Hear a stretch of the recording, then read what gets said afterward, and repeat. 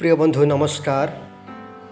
मोर यही भिडर टाइटल पढ़ी आपण हुए तो भावुवे यही व्यक्तिटे जे आमको सावधान होगा कहूँ किंतु प्रकृत में सावधान होगा विषय मु कहूना किंतु ईश्वर वाक्य कहूँ। जातुब पुस्तक 3 पर्व 1 पदरे लेखाऊँ, हे मोहर भाई माने तुम्भे माने अनेक शिक्षक हो ना, शिक्षक जे आंभे माने गुरुतर दंड पाइबा। जगतरे अनेक पाठ्य विषय रही, जदि जड़े गोटे विषय बा गोटे निर्दिष्ट सब्जेक्ट विषय शिक्षा देवाकू चाहे ताहले ताकू से विषय मास्टर होगाकू तथा आवश्यक ज्ञान अर्जन करने पड़ता है। ताहले से कौन सी विद्यालय रे अबा कौन सी कोचिंग सेंटर रे से विषय उपर विद्यार्थी मानक शिक्षा दे पारिबो बा नियुक्ति हो पारिबो। सेहीपरि अनेक वृत्ति बा प्रोफेशन मध्य रही, जेपरि टेलर, बढ़ई, मिस्त्री, मुची, डॉक्टर, ड्राइविंग इत्यादि। आउ यही कार्यगुड़िक द्वारा अन्य मानकर सेवा करने को हेले से माननकु से क्षेत्र रे परफेक्ट ज्ञान बा परफेक्ट काम जानिबा को पड़ता है। किंतु दुखर विषय पृथ्वी मध्य बाइबल एपरी एक पुस्तक पलटि जाइछि जहाकू केही भी हस्तरे घेनी शिक्षा दे पारिबो और प्रचार करि पारिबो। से जहाँ बुझिला ताहा निर्भीकतारे कहि पारिला। गोटे वाक्य को पढ़ला परे से कौन बुझिला, मु कौन बुझिली, से प्रचारक आज्ञा कौन बुझिले, ए प्रचारिका माँ कौन बुझी अछि, एहीपरि भावरे निज निजर बुझा बुझी चली। किंतु वाक्य आमको प्रभु कौन कहिछंती से प्रकृत विषय को बा मूल चिंता को आमे बुझीबा को चेष्टा करूना हो। जेतेबेले आमे वाक्यर मूल विषय को न बुझी आम निजर चिंता और निजर अर्थ को प्रकाश करूँ और लोकन ठारे प्रचार करूँ, तेबे ताहा कदापि ईश्वर वाक्य हेब नहीं। ताहा केवल मनुष्यर वाक्य अटे। आपण केते रेफरेंस बा शास्त्रांश गुड़िक देले मध्य जदि आपण व्याख्या ईश्वर दत्त चिंता बा अर्थ अनुजाई हेउ नाही, ताहा केवल मनुष्यर वाक्य ही हेब। एही प्रकार प्रचार रे मनुष्यर हृदय केबे मध्य परिवर्तन हेब नाही। जड़े शिक्षक अबा प्रचारकर कहिबार शैली, भाषार ज्ञान और माधुर्यता हेतु श्रोता माने जदिबा तांको कथा को एकाग्रतार शुणी पारती और आचंबित हो पारती, किंतु यह केवल सेमानंकु इमोशनाली उत्तेजित करि पारिबो, किंतु सेमानक जीवन रे लास्टिंग चेंजेस बा स्थायी परिवर्तन घटाई पारिबो नाही। एहार कारण हेउची सेमानक ठारे ईश्वर वाक्य प्रचारित होई नाही, किंतु मनुष्यर ज्ञानर कथा प्रकाश करा जाइछि। प्रिय बंधु, दुखर विषय यही जे वर्तमान समय रे यह ही बहुमात्रा रे घटुअछि। जूम मीटिंग रे, यूट्यूब रे, फेसबुक रे एवं विभिन्न मीटिंग और सभा समिति मानक रे अनेक लोक माने शिक्षक भावरे बा प्रचारक भावरे बा वक्ता भावरे उपस्थापित होई निज निज इच्छा अनुसार प्रचार करि चली। मंडलीर पुलपिट आज वाक्य प्रचार स्थान हेउ नहीं, किंतु कॉमेडी बा कौतुकर केन्द्र पलटि जाइछि। विडंबनार विषय यही जे आज एपरी अनेक श्रोता माने अछंती जो माने एहीपरी एंटरटेनमेंट को भल पाती बा एपरी प्रिचर मान को भल पाती, जो माने 30 मिनिट प्रचार रे 10 मिनिट इमोशनल गीत, 50 थर हालेलुया और 50 थर प्रेज द लॉर्ड कही थांती। एपरी लोक मान को श्रोता माने पसंद करती, किंतु ईश्वर के वाक्य जे प्राण और आत्मा, ग्रंथि और मजार विच्छेद पर्यंत परिभेदक एवं हृदयर चिंता और भावर सूक्ष्म विचारक अटे, यह सत्य और सत्ययुक्त भाव में प्रचारित होई सेमानक गुप्त पाप सबुठ प्रकाश करू, यह से माने इच्छा करती नहीं। जड़े शिक्षक और प्रचारक भाव में आमे वाक्य प्रचार करने हेब। वाक्य प्रचार विषय में प्रेरित पाउल तिमोथी को गुरुत्वपूर्ण परामर्श देवा आमे तांको पत्र रे लक्ष्य करि परिबा। 2 तिमोथी 4 पर्व 2 पदरे पाउल कहती, ବାକ୍ୟ ପ୍ରଚାର କର। ଇଂରାଜୀରେ ପ୍ରିଚ୍ ଦ ୱାର୍ଡ଼ ବୋଲି ଲେଖା ଅଛି। ପ୍ରିଚ୍ ୱାର୍ଡ଼ ନୁହେଁ କିନ୍ତୁ ପ୍ରିଚ୍ ଦ ୱାର୍ଡ଼। ଏଠାରେ ୱାର୍ଡ଼ ପୂର୍ବରୁ ଡେଫିନାଇଟ୍ ଆର୍ଟିକଲ୍ ଦି ଯୋଗ କରାଯାଇଛି।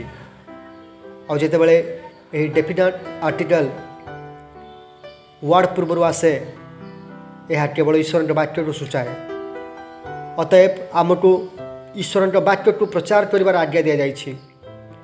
ଆମେ ବାଇବଲରୁ କୌଣସି ଏକ ବାକ୍ୟ ପଢ଼ି ଯାହା ବୁଝୁ ତାହା ପ୍ରଚାର କରିପାରିବୁ ନାହିଁ, କିନ୍ତୁ ବାକ୍ୟରେ ଯାହା କୁହାଯାଇଛି ତାହା ହିଁ ବୁଝି ପ୍ରଚାର କରିବା ଆବଶ୍ୟକ। ଦ୍ୱିତୀୟ ତିମୋଥୀ 2:15 ଲେଖା ଅଛି, ସତ୍ୟ ବାକ୍ୟ ଯଥାର୍ଥ ରୂପେ ବ୍ୟବହାର କରି ଯେଉଁ କାର୍ଯ୍ୟକାରୀର ଲଜ୍ଜାବୋଧ କରିବା ଆବଶ୍ୟକ ନୁହେଁ, ତାହାର ପରି ଈଶ୍ୱରଙ୍କ ନିକଟରେ ଆପଣଙ୍କୁ ପରୀକ୍ଷା ସିଦ୍ଧ ଦେଖାଇବାକୁ ଯତ୍ନ କର। ସତ୍ୟ ବାକ୍ୟ ଯଥାର୍ଥ ରୂପେ ବ୍ୟବହାର କରିବା ଆମର ଦାୟିତ୍ୱ। ଇଂରାଜୀରେ ଏହାକୁ rightly dividing the word of truth ବା rightly handling the word of truth ବୋଲି ଅନୁବାଦ କରାଯାଇଛି। ଏହାର ପ୍ରକୃତ ଅର୍ଥ ହେଉଛି ଯେପରି ଜଣେ କାରିଗର ଯଥା ଜଣେ ବଢ଼େଇ ହେଉ ବା ମିସ୍ତ୍ରୀ ହେଉ, ସେ କିପରି ତା'ର ଜିନିଷକୁ ସଠିକ୍ ଭାବରେ କାଟିଥାଏ ଓ ଯୋଡ଼ିଥାଏ, ସେପରି ଭାବରେ ଆମେ ଈଶ୍ୱରଙ୍କ ବାକ୍ୟକୁ ସଠିକ୍ ଭାବରେ ଇଣ୍ଟରପ୍ରେଟ୍ କରିବା ଆବଶ୍ୟକ। ପ୍ରଥମ ତିମୋଥୀ 4:16 ପାଉଲ ତିମୋଥୀଙ୍କୁ ଆପଣା ବିଷୟରେ ସତର୍କ ରହିବାକୁ ପରାମର୍ଶ ଦେଉ ଦେଉ ଶିକ୍ଷା ବିଷୟରେ ମଧ୍ୟ ସତର୍କ ରହିବାକୁ ପରାମର୍ଶ ଦିଅନ୍ତି। ଯଦି ଆମେ ଆପଣା ଶିକ୍ଷା ବିଷୟରେ ସତର୍କ ନ ହେବା, ତାହେଲେ ଆମେ ଶ୍ରୋତାମାନଙ୍କ ମନକୁ ଭୁଲ ଶିକ୍ଷା ପ୍ରବେଶ କରାଇବା, ତାହା ସେମାନଙ୍କୁ ଭୁଲ ପଥ ମଧ୍ୟକୁ ନେଇଯିବ। ସେଥିପାଇଁ ଶିକ୍ଷା ଅତି ଗୁରୁତ୍ୱପୂର୍ଣ୍ଣ। ସେଥିପାଇଁ ଜଣେ ପାଳକର ନିର୍ବାଚନ ସମ୍ପର୍କରେ ଅନେକ ଯୋଗ୍ୟତା ଦିଆଯିବା ସହିତ ସେ ଶିକ୍ଷାରେ ନିପୁଣ ହେବା ଏହା ପ୍ରକାଶ କରାଯାଇଛି। ବର୍ତ୍ତମାନ ସମୟରେ କେତେକ ପ୍ରଚାରକମାନଙ୍କୁ ଆମେ ଦେଖୁ ଯେ ସେମାନେ ପ୍ରଚାର କଲାବେଳେ ବିନା ବାଇବଲରେ ପ୍ରଚାର କରନ୍ତି ଏବଂ ଆଉ କେତେକ ବାଇବେଲ ନେଲେ ମଧ୍ୟ ତାହା ଖୋଲନ୍ତେ ନାହିଁ ଅବା ପଢ଼ନ୍ତି ନାହିଁ। ଏ ପ୍ରକାର ଟ୍ରେଣ୍ଡ ବର୍ତ୍ତମାନ ସମୟରେ ବଢ଼ି ଚାଲିଛି। ସେମାନେ ହୁଏତ ଶ୍ରୋତାମାନଙ୍କ ସମ୍ମୁଖରେ ବାହାଦୁର ଦେଖାଇବା ପାଇଁ ପ୍ରୟାସ କରୁଥାଇପାରନ୍ତି ଯେ ସେମାନେ କେତେ ବିଜ୍ଞ କେତେ ପଣ୍ଡିତ। ଏହା କହିବା ଦ୍ୱାରା ମୁଁ ସେମାନଙ୍କର ସମାଲୋଚନା ବା କଟାକ୍ଷ କରୁନାହିଁ, କିନ୍ତୁ ଆମେ ଜାଣିବା ଆବଶ୍ୟକ ଯେ ପରମେଶ୍ୱରଙ୍କ ସମ୍ମୁଖରେ ଓ ତାଙ୍କ ବାକ୍ୟ ବିଷୟରେ ଆମେ ବାହାଦୁର ବା ବୀର ବୋଲି ଦେଖାଇ ପାରିବୁ ନାହିଁ। ଆମେ ତାଙ୍କ ବାକ୍ୟର ପ୍ରଚାର କଲାବେଳେ ନମ୍ର ହେବାକୁ ହେବ। ଯଦି ଆମେ ତାଙ୍କ ବାକ୍ୟ ପ୍ରଚାର କରୁଛୁ, ତାହେଲେ ତାଙ୍କ ବାକ୍ୟର ପ୍ରତିଟି ଶବ୍ଦ ଓ ମାତ୍ରା ସମ୍ପର୍କରେ ଜାଗ୍ରତ ହେବାକୁ ହେବ। ବାଇବଲର ପ୍ରତିଟି ଶବ୍ଦ ଈଶ୍ୱରଙ୍କ ମୁଖ ନିଃସୃତ ଅଟେ। ଈଶ୍ୱରଙ୍କ ବାକ୍ୟକୁ ସମ୍ପୂର୍ଣ୍ଣ ବୁଝିବାକୁ ହେଲେ ଶବ୍ଦଗୁଡ଼ିକର ବ୍ୟବହାର ଓ ସଂଯୋଗକୁ ବୁଝିବାକୁ ହେବ। କେତେକ ଲୋକ ଭାବନ୍ତି ଯେ ବାଇବଲ ଏକ ଆତ୍ମିକ ପୁସ୍ତକ ହେବାରୁ ଆମେ ଏହାର ଆତ୍ମିକ ଅର୍ଥକୁ ଜାଣିବାକୁ ହେବ। ଏହି ଆତ୍ମିକ ଅର୍ଥକୁ ପ୍ରକାଶ କରିବାକୁ ଯାଇ ସେମାନେ ଆକ୍ଷରିକ ଅର୍ଥକୁ ଭୁଲି ଯାଆନ୍ତି ଓ ସମସ୍ତେ ନିଜ ନିଜ ପ୍ରକାରେ ଏହାର ଭାବ ପ୍ରକାଶ କରି ଚାଲନ୍ତି, ଯାହାଫଳରେ ଆଜି ବାକ୍ୟର ପ୍ରକୃତ ଈଶ୍ୱରୀୟ ଚିନ୍ତା ବା ଯାହା ଈଶ୍ୱର କହିବାକୁ ଚାହିଁଛନ୍ତି ତାହା ମନୁଷ୍ୟର ଜ୍ଞାତସାରରୁ ବହୁ ଦୂରରେ ରହିଛି। ବାଇବଲ ଶିକ୍ଷକ ଓ ପ୍ରଚାରକ ଭାବରେ ବାଇବଲ ଇଣ୍ଟରପ୍ରିଟେସନ୍ ବା ବାଇବଲ ଅର୍ଥ ପ୍ରକାଶ କିପରି କରିବାକୁ ହେବ, ଏହାର କେତେକ ନିୟମଗୁଡ଼ିକ ରହିଛି। ଆଉ ସେଥିମଧ୍ୟରୁ ମୁଁ କେତେକ ବିଷୟ ଏଠାରେ ରଖିବା ପାଇଁ ଚାହେଁ। ପ୍ରଥମ ବିଷୟ, ବାଇବଲ ଗୋଟିଏ ମାନବିକ ଭାଷାରେ ଲେଖାଯାଇଛି। ଭାଷାର ଏକ ବ୍ୟାକରଣ ରହିଛି। ବ୍ୟାକରଣ ତଥା ଶବ୍ଦଗୁଡ଼ିକର ଗୁଣ, ସମ୍ପର୍କ ଓ ସଂଯୋଗକୁ ଜାଣିବା ଦ୍ୱାରା ସେହି ବାକ୍ୟର କାଳ, କର୍ମ, କର୍ତ୍ତା ଓ କ୍ରିୟା ସମ୍ବନ୍ଧରେ ଆମେ ବୁଝିପାରିବା ଓ ବୁଝାଇ ପାରିବା। ଉଦାହରଣ ସ୍ୱରୂପ ମାଥ୍ୟୁ 16:18 ପ୍ରଭୁ ଯୀଶୁ କହିଲେ, ମୁଁ ଆପଣା ମଣ୍ଡଳୀ ତୋଳିବି। ଏଠାରେ ତୋଳିବି ଶବ୍ଦଟି ଭବିଷ୍ୟତ କାଳକୁ ସୂଚାଏ। ତେଣୁ ଏହି ବାକ୍ୟରେ ଆମେ ବୁଝିପାରିବା ଯେ ମଣ୍ଡଳୀ ଯୀଶୁଙ୍କ ପୂର୍ବରୁ ନଥିଲା। ଏହା ଭବିଷ୍ୟତର ଏକ ପ୍ରୋଗ୍ରାମ ଯାହା ପ୍ରଭୁ ଯୀଶୁ ତାଙ୍କ ପ୍ରତିଜ୍ଞା ପ୍ରକାରେ ସ୍ୱର୍ଗାରୋହଣ କଲା ପରେ ସେ ସ୍ଥାପନ କରିଥିଲେ। ଦ୍ୱିତୀୟରେ, ବାଇବଲର ପ୍ରତିଟି ଲେଖା ଗୋଟିଏ ଐତିହାସିକ ପୃଷ୍ଠଭୂମିରୁ ଲେଖାଯାଇଛି। ତେଣୁ ଆମେ से पुस्तकर बा लेखार इतिहास संबंध में जानवा हेब। उदाहरण स्वरूप जोहन 4 पर्व प्रभु जीशु जितेबले समीरण स्त्री को जल मागिले सेतेबले से स्त्री आश्चर्य होई प्रभु जीशु को कहले आपण जिहुदी होई किपरि जड़े समीरणीय ठारू जल मागुअछंती। ए विषय आम जानवा हेले आम जिहुदी और समीरण जातिर इतिहास संपर्क में जानवा हेब। तृतीय बाइबल केतेक लेखागुड़िक सांस्कृतिक संदर्भ बा कल्चरल सेटिंग रे रही अछि। केतेक विधिगुड़िकर पालन बुझा हेले आम से समय तथा से स्थानर संस्कृति बा कल्चर बा कस्टम को बुझा हेब। उदाहरण स्वरूप आदि पुस्तक 41 पर्व 14 पदरे आम देखू जे फारो जेतेबेले तांको स्वप्नर अर्थ प्रकाश करने जोसेफन को बंदी गृह डटाइले सेतेबेले जोसेफ क्षरकर्म करी उत्तम वस्त्र पिंधि फारोन को छामुरे उपस्थित हेले। एठारे जोसेफ एथिपाई क्षरकर्म कले कारण मिश्रीय मानक संस्कृति अनुसार दाढ़ी रखा घृण्य अटे। सेहीपरि आमे बाइबल मानचित्र को मध्य बुझा हेब जद्वारा आमे पाउलंकर सुसमाचार यात्रा एवं किणान देश निमंते मिस्र इस्राएल प्रस्थान निज पैतृक देश किणान देश उद्देश्य अब्राहम यात्रा एवं निनिबी को न जाई तर्शीस निकटक जुनसन पलायन एवं जेरुसलाम ठारू बाबिलोन को इस्राएल निर्वासन इत्यादि विषयर विशेष सूचना आमे सूक्ष्म भाव में बुझीपर। तेबे मोर कहबार उद्देश्य यह नुहे जे जड़े यही समस्त विषय संपूर्ण जानवा ही पड़ो किंतु मोर उद्देश्य यही जे यही समस्त गुरुत्वपूर्ण विषय गुड़िक रही जहाँ आमको जानवा चेष्टा करने को हेब। यह सत्य जे आम जिते अध्ययन कले सब विषय जापर ना कारण अनेक विषय रही अनेक रहस्यमय विषय रही जो सब आर्कोलॉजिकल सर्वे बा खनन सर्वेक्षण धीरे धीरे प्रकाश पाउछि एवं प्रकाश पाइबारे बाकी अच्छी। यही सब गुरुत्वपूर्ण विषय को उपेक्षा करी बा अवहेला करी जड़े जदि कहब जे बाइबल एक आत्मिक पुस्तक केवल आत्मा द्वारा ही आमे शिक्षा देवाको हेब सेतिपाई यही सब अध्ययनर आवश्यक नहीं। जड़े जदि यहीपरि कहे ताहले आमे कहिपारू जे से जड़े गर्वी अटे बा मूर्ख अटे बा जड़े कर्तव्यहीन व्यक्ति अटे। ईश्वर आत्मा से ही प्रकार लोक मानू वाक्य बुझापी साहाय्य करती ना किंतु जो माने तांकर वाक्य को अन्वेषण करती से मानू से साहाय्य करती। प्रत्येक बाइबल शिक्षक पालक और प्रचारक मानक एज्रा एक आदर्श स्वरूप अटंती। एज्रा 7 पर्व 10 पद लेखा अच्छी एज्रा सदाप्रभुंट व्यवस्था अनुसंधान और पालन करने को पुणी इस्राएल मध्य विधि और शासन शिक्षा देवाक आपणा मन निवेश करथिले। प्रथमे से अनुसंधान कले अर्थात से डीपली स्टडी कले तापर से तांको निजे पालन कले एवं से अन्य को शिक्षा देले। किंतु वर्तमान समय रे आमे देखू जे अनेक वक्ता माने निजे अनुसंधान करने बा शिखा इच्छा करती ना से जदि कौन सी विषय रे शिक्षा देवाक कहीं चेष्टा करे ताहले से गर्व फुली उठे कारण से भावती जे से आउ किसी शिखिबार नहीं खाली अन्य को शिखाइबार ही रही।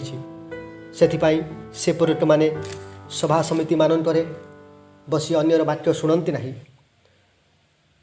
किंतु जेतेबेले से प्रचार करिवार समय आसे सेतेबेले अबा तार किसी समय पूर्व आसंती और प्रचार करती।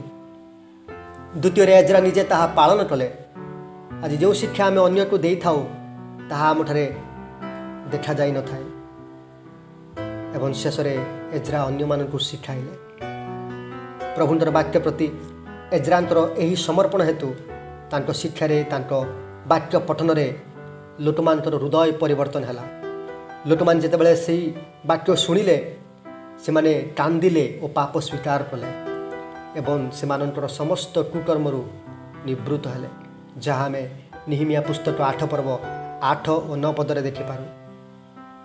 सेहीपरि अष्टदश शताब्दी रे अमेरिकार जोनाथन एडवर्ड नामक जड़े प्रभुंक दासंक विषय आम इतिहास रे देखिपारू। सभा समिति तथा मंडली गृह टंपिला परी तांकर स्वर नथिला, किंतु से थिले जड़े वाक्यप्रेमी नम्र और प्रभुभयालु। तांकर प्रचार और सेवा कार्य द्वारा से समय अमेरिकार एक प्रकृत उद्दीपना जागरण हो पारि। 1741 मसीहा जुलाई 8 तारिख में जोनाथन एडवर्ड एनफिल्ड नामक एक स्थान में द्वितीय विवरण 32 पर्व 35 पदरू एक प्रसंग उपर प्रचार करते Sinners in the hands of an angry God. क्रोधित परमेश्वर हस्तरे पापी माने। तांकर यही प्रचार रे उच्च स्वर नथिला, कौनसी इमोशनल गीत और ताली नथिला। अन्य केतेकंक परी पुलपिट्रु गर्जन से करनथिले, किंतु ईश्वर वाक्य निकट में नम्र बाध्य और हजा आत्मा हृदय रे बोझग्रस्त होई तांकर अति दुर्बल स्वर रे से प्रचार करथिले। तथापि सही वाक्य ईश्वर द्वारा शक्तियुक्त थिला, जहाँ समस्त श्रोता मान हृदय को विदीर्ण कर देथिला। से माने वाक्य शुणु शुणु कांदिबाकु लागिले एवं निज निज पाप सब ईश्वर ठारे स्वीकार कले। सभागृह क्रंदन रे एते परिपूर्ण हैला जे प्रभुंक दास जोनाथन एडवर्ड किछि क्षण पाई नीरव रहिबाकु पड़िला, जेपरि से मानंतर क्रंदनर चित्कार शांत हुए। तापरे से तांकर वाक्य को समाप्त करथिले। प्रिय बंधु, ईश्वर वाक्यर जड़े शिक्षक पालक प्रचारक भाव में आम आज बुझाक हेब, परीक्षा करने हेब जे आमर वाक्य कौन प्रकृत ईश्वर शक्ति अच्छी कि। जदि आपण मोर शिक्षा बा प्रचार वाक्य अनुसार नुहे ताहले ताहा केबे मध्य ईश्वर वाक्य हेब नहीं। से ईश्वर शक्ति रहिब नहीं। ताहा केवल मनुष्य कल्पित शिक्षा अटे। से केवल मनुष्यर गर्जन और चित्कार ही रही। ताहा केवल आमर आवेग अबा इमोशन को टच करिब, किंतु हृदय को टच करिब नहीं और परिवर्तन आनिब नहीं। श्रोता माने केवल आमको उत्तम वक्ता भाव में भल पाई आमर शिष्य हो पारती, किंतु से माने कदापि प्रभु जीशुक शिष्य हो पारिबे नहीं। तेणु आसु आमे आमर शिक्षा और प्रचार विषय सावधान हो, कारण शिक्षक जे आम्बे माने गुरुतर दंड पाइबा। प्रभु आम समस्त विचार करेंगे। प्रभु वाक्य यह स्पष्ट भाव में प्रकाश करे। प्रभु ये अल्प शिक्षा द्वारा आम प्रत्येक को आशीर्वाद करंतु। धन्यवाद।